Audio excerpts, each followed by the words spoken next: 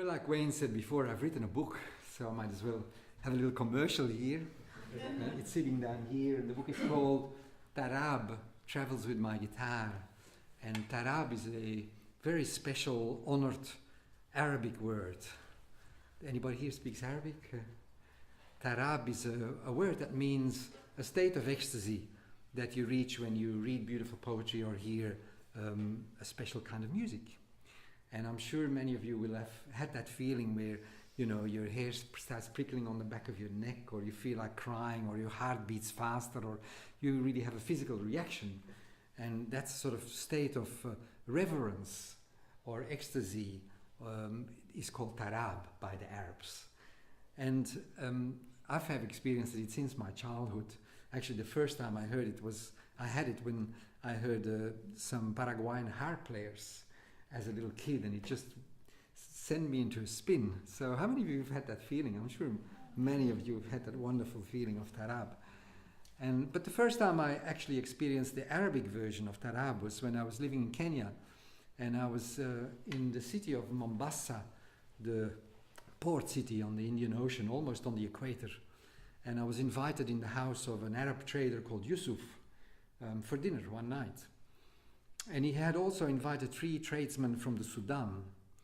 And they were traveling on a dhow, which are these sailing boats that they have used on the Red Sea and all along the African coast, East African coast, since time immemorial, from before Christ, and going with the monsoon winds back and forth. And they had gone to Zanzibar to trade goods, and they were on their way back to the Red Sea. And they stopped over in Mombasa. And my host, we were sitting, you know, warm, beautiful tropical night, big cauldron of chai brewing on the fire, and my host Yusuf invited the Sudanese to perform, to sing something for us. And one of them grabbed an oud, you know, that beautiful lute-like Arabic instrument, and one had a darbuka, like that little drum that Parissa's got there, and one had a rik, which is a little tambourine that they play. And the man started singing, and very slowly, first enveloping everybody with his voice, and instantly, you know, I had all the sensations of tarab. My heart started beating. I felt like crying. I felt like all I wanted to do is follow this man to the end of the earth, you know.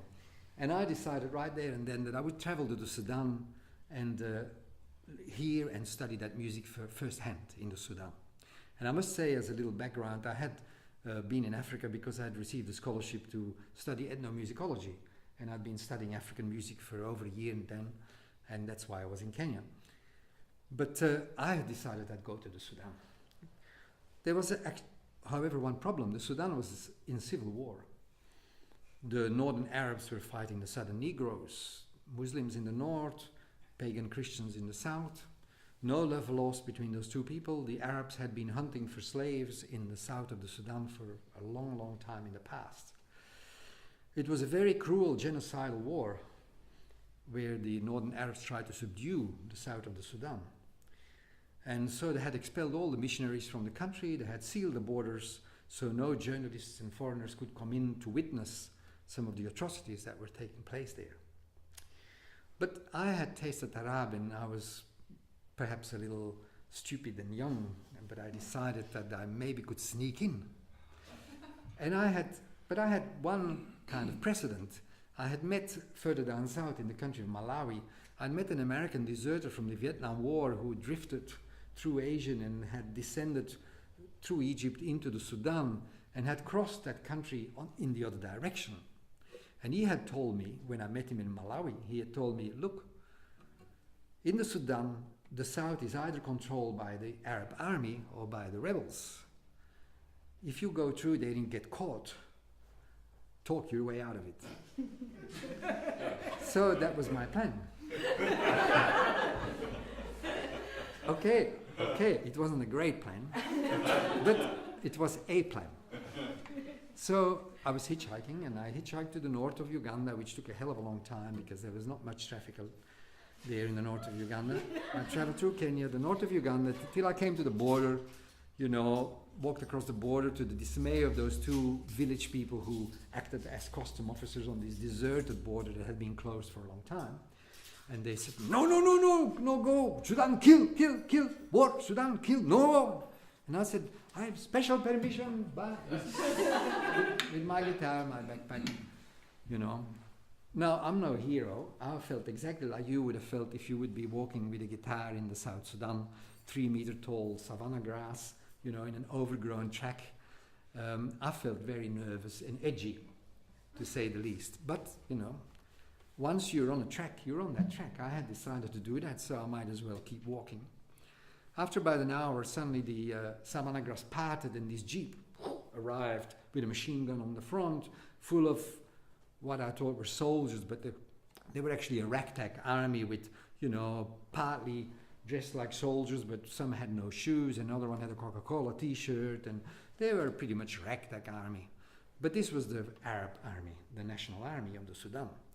And, you know, they jumped out of their jeep around me with machine guns, you know, and shouting and screaming, and me saying, I had a little white headband that I took off, you know, friend, tourist, you know, friend.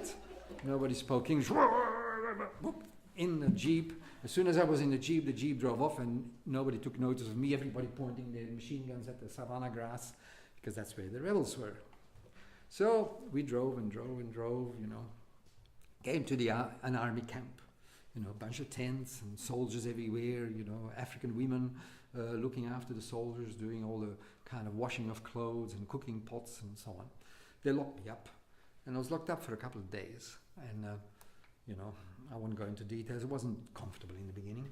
But after 2 days, I was brought before the general of the army, and this beautiful Nubian man. And the Sudanese are, you know, probably some of the most beautiful specimen of humanity. They're about, you know, they all look like basketball players. They're tall, you know, they're muscular. They're just gorgeous people. And anyway, this gentleman had a long blue jalabia, as they wear these long robes, and a turban. Not only are they tall, but they wear their turban extra tall. So you're actually sort of like, you know. And he looked at me pretty severely and said, why did I enter the Sudan illegally? He spoke with a very good Oxford English. I found out afterwards that he was educated at Sandhurst Military College in England, where a lot of those African generals actually had their military training. He said, don't you know that you will be shot as a spy? And here I came with my story, tarab. I had experienced tarab. I had heard the music of his country.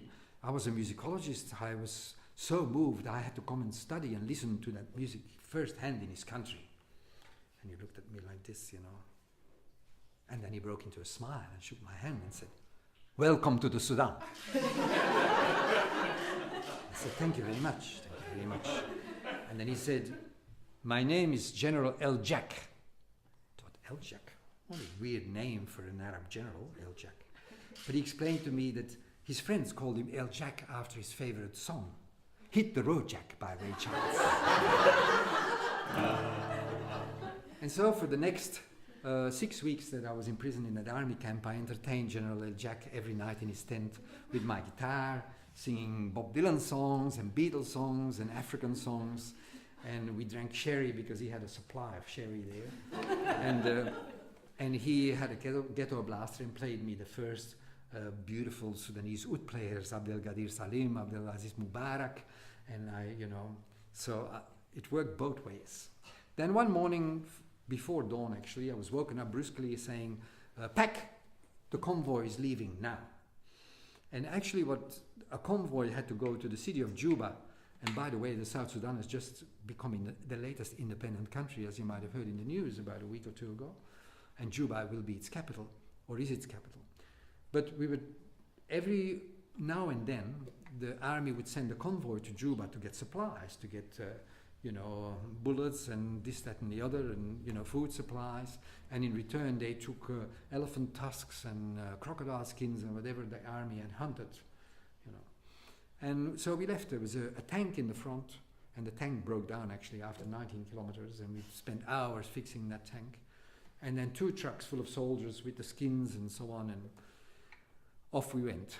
It took a day's travel in the heat, marsh flies. I remember my back completely full of welts from marsh flies that sort of bomb dived me. Arriving in Juba, I was immediately arrested again by a non-music loving general this time. But a few days later I was put on the Nile steamer, because Juba lies on the White Nile, and one of the great rivers, you know.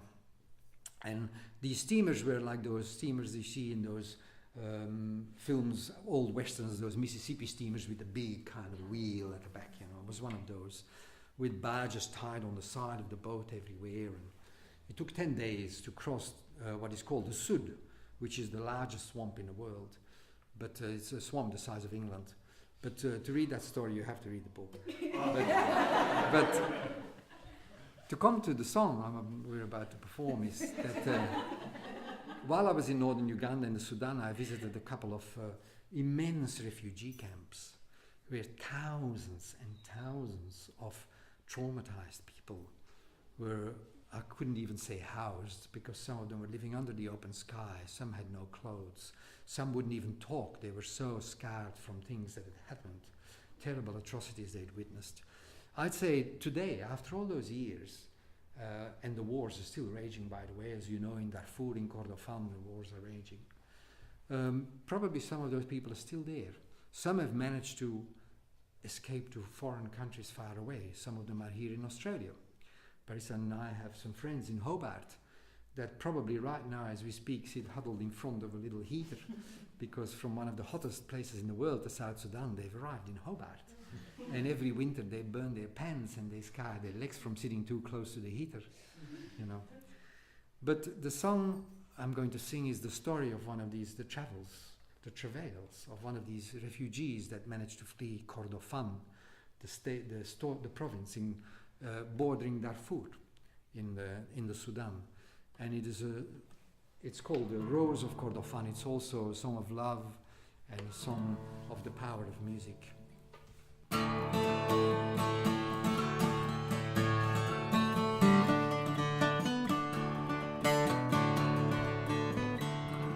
By the way, as you can hear, this it is inspired by the oud players in the Sudan.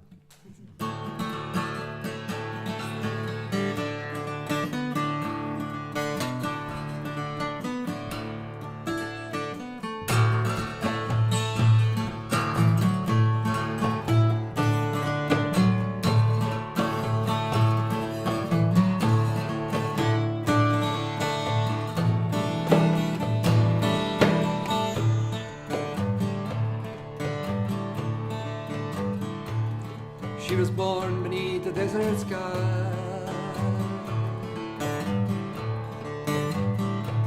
the fairest girl in all of Kordofan.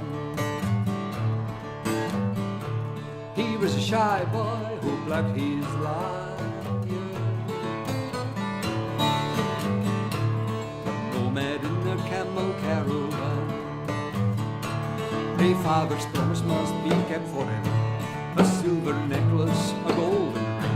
They knew that they were born to be together, and every evening he would sing, "My Rose of Kordofan." In the darkness of the night, you are my shining light.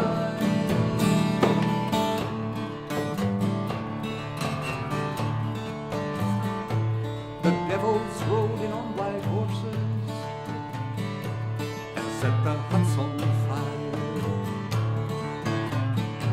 No pity, no remorses, they left the funeral pyre.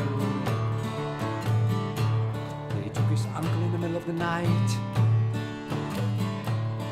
pulled his nails and broke his bones. Found him in the morning light, amongst the scorpions and the stones. His mother blessed his heart, said, "You must leave now. A young man's life's not worth a thing."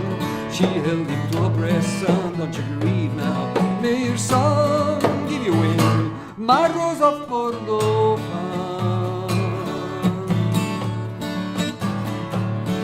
In the darkness of the night, you are my shining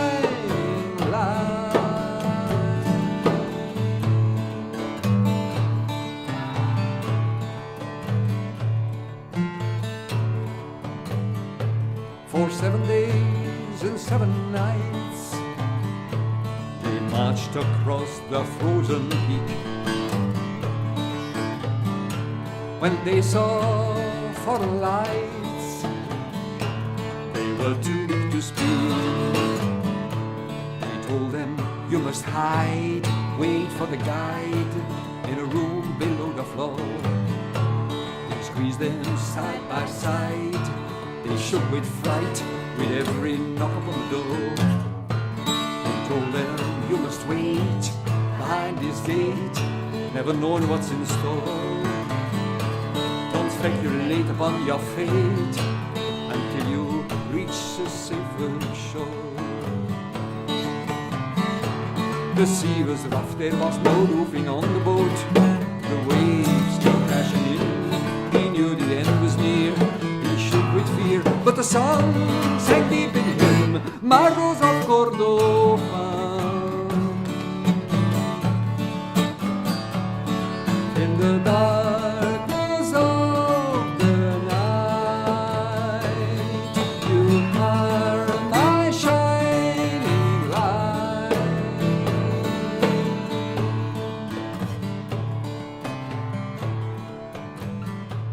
He held on to a tire.